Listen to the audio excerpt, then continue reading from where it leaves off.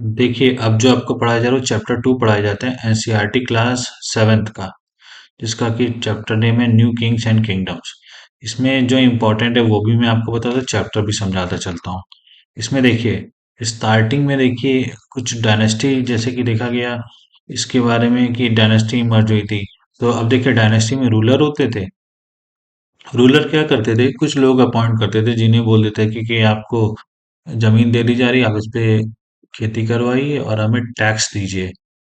तो वो जो लोग थे जो जमीन मिलती थी जिन्हें, उन्हें बोला जाता लैंडलॉर्ड्स। और इनका दूसरा नाम है वॉरियर चीफ्स।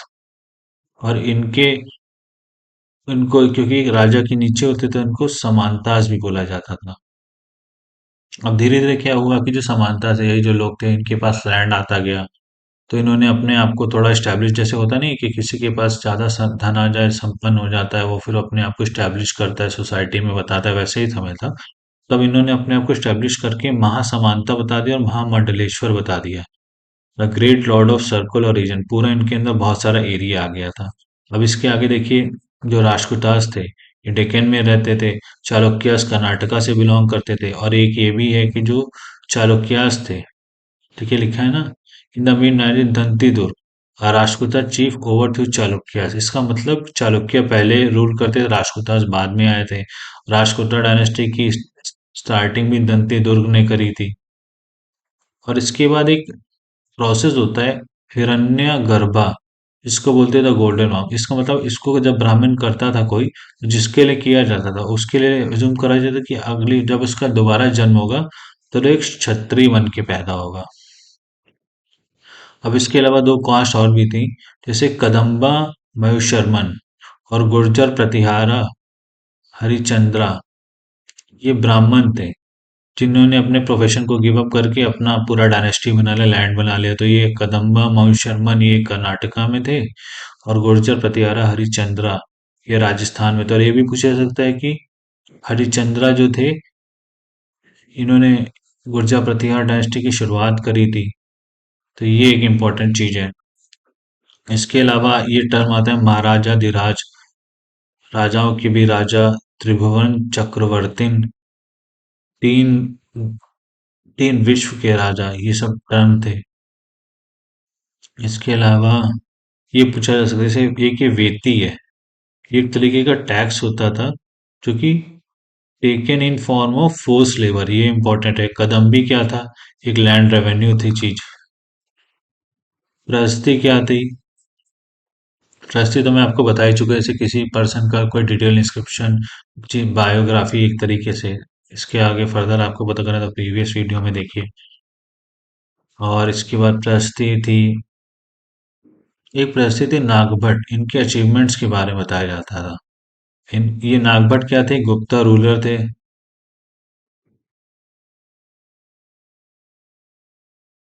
प्रहस्ती के अंदर देखिए क्या बताया गया है कि इनके अंदर एरिया कौन कौन से, जैसे आंध्र, संधिवादा, विदर्भा, पार्ट ऑफ महाराष्ट्र, कलिंगा, ये सब एरिया इनके अंडर में आते थे। इसके अलावा क्या बताया जाता है, जैसे कि आप देखिए, फर्दर मैं आपको बताता हूँ। तो देखिए क्या होता है, एक यहाँ पे टर्म लिखा है कि जो कश्मीर था उसके अंदर राजा थे, उन राजाओं के बारे में बताने वाला एक राइटर था जिसे कलाना बोला गया है। इन्होंने राजाओं की आलोचना भी करी थी। ये लिखा है ना, इन्होंने राजा, तो ये पूछा जा सकता है कि वो फेवर में थे कि नहीं फेवर में थे। अब इसके बाद एक आते से ये पूछा था कन्नौज जो प्लेस थी वो किस रिवर के अकॉर्ड अलोंग लोकेटेड थी, वो गंगा रिवर के अलोंग लोकेटेड थी। वो गंगा रिवर के अकॉर्ड लोकेटेड थी, तो गंगा जैसे कि जहाँ पे पानी होगा वहां पे फसल भी ज्यादा होगी, एग्रीकल्चर भी ज्यादा होगा। तो उसमें एडवांटेज है हमारे पास कि वहां पे टैक्स चीजें जब ज्यादा होंगी तो व्यापार भी होगा और टैक्स भी ज्यादा कलेक्ट होगा। तो इस एरिया के लिए लड़ाई होती थी कन्नौज के, लेकिन में गुर्जर प्रतिहारे में, राजपूता में और पाल डायनेस्टी में कन्नौज के लिए। तो इनके जो वॉर होते थे उनको त्रिपार्टी स्ट्रगल बोला गया था क्योंकि तीन लोग इन्वॉल्व थे। अभी देखिए जो महमूद गजनी थे ये अफगानिस्तान से बिलोंग करते थे। इन्होंने रूल करा था 1997 से 1030 तक। इन्होंने सोमनाथ, हमें पता ही, सोमनाथ के मंदिर पे हमला करा था, आक्रमण करा था। क्यों? क्योंकि यहाँ पे बहुत सारे जितने भी सोना चांदी था लूट के ले गया था, हमें पता ही है अच्छे से। अब ये कि वो है किताबुल हिंद, ये किसने लिखी थी? अल बिरूनी ने लिखी थी। और चौहान को चचमांस बोलते थे। और ये जो एरिया जिनके इनके अंडर जो है वो दिल्ली और अजमेर का था। और ये कि देखिए, चालुक्यस ऑफ गुजरात और गहदवाल्स ऑफ वेस्टर्न उत्तर प्रदेश। तो ये पूछा जा सकता है कि किस एरिया से बिलोंग करते थे। अब देखिए, चचमाना रूलर थे ये, पृथ्वीराज थ्री। इन्होंने रूल करा था 1168 से 1192 तक। इन्होंने अफगान रूलर मोहम्मद गोरी को 1119-51 में हराया था। बट उसके बाद 1192 में खुद हार गए थे। अब चोलास के बारे में बताया जाता है। देखिए, एक कावेरी डेल्टा है, फिर से वही रिवर आ गई। रिवर के अलोंग लड़ाई हो रही है। तो देखिए, यहाँ पे सबसे पहले बार मुतियार थे, जो कि सबऑर्डिनेट थे पल्लवा किंग के, मतलब पल्लवा पहले रूल करते थे। अब उसके बाद क्या हो गया कि उसके बाद विजय लाला आ गए, जो कि एक चोला रूलर थे। उन्होंने मुतियार को हरा लिया और इस एरिया पर कैप्चर कर लिया। कैप्चर करने के बाद अपनी प्रशंसा में टाउन बसाया, टेम्पल बसाया। टाउन बताया थंजावुर और टेम्पल बताया निशुम्बदाशुनी गॉडेस के लिए टेम्पल बसाया था। तो ये पूछा जा सकता है कि इस गॉडेस के लिए टेम्पल बसाया था। और एक और ये बहुत में ये भी है, जो पल्लवा थे इनकी कैपिटल कांचीपुरम थी, एरिया पूरा इनका। अभी विजय लाला के जो सक्सेसर थे, इन इन्होंने डिफरेंट एरिया में कैप्चर करा, क्योंकि जब पूर्वज बहुत ही प्रतापी थे तो बच्चे भी प्रतापी हैं इनके। इन्होंने एरिया जो कैप्चर किया, पांड्यान एरिया और पल्लवा टेरिटरी को कैप्चर कर लिया। राजा राज वन थे, जो सबसे पावरफुल चोला रूलर थे, वो बेसिकली 1985 में राजा बने थे। राजा राज वन के जो क्या था, राजा राज सन्स, राजा राजेंद्र वन। राजा राज वन थे, ये राजेंद्र वन इनके लड़के थे। इन्होंने क्या कैप्चर करा? गंगा वैली के आगे श्रीलंका, साउथ एशिया और नेवी डेवलप करी थी इन्होंने, ये भी इंपॉर्टेंट है। और थंजावुर और गायकोंडा चोलापुरम, यह टेम्पल्स थे। तंजावुर का टेम्पल राजा राज ने बनाया था और गायकोंडा चोलापुरम का टेम्पल राजेंद्र ने बनाया। इसके अलावा इसमें ये भी है कि जो ब्रॉन्ज इमेजेस थी वो काफी परफेक्ट बनाई जाती थी। अचीवमेंट एक्सपर्ट थे लोग जो यहाँ पे काम करते थे, क्योंकि जो ब्रॉन्ज की इमेज थी वो एक्सपर्ट थी कि हाईलाइट इस डायनेस्टी का बेसिकली। अब आगे देखते हैं क्या इंपॉर्टेंट है। अब देखिए, छोटा छोटा वर्ड है जो इंपॉर्टेंट एडमिनिस्ट्रेशन में। सेटलमेंट ऑफ पीजेंट को उर बोलते थे। नाडू किसे बोलते थे? ग्रुप ऑफ विलेजेस और लार्जर यूनिट, यानी कि बहुत सारे उर जो थे, उनके जो वहाँ पे पीजेंट्स रहते थे, उनके जो विलेजेस होते थे उनको कंबाइन करके नाडू बोलते थे। विलेज काउंसिल होता था। तो देखिए, नाडू के जो हेड होते थे वो किस कास्ट से बिलोंग करते? वेला कास्ट से बिलोंग करते थे।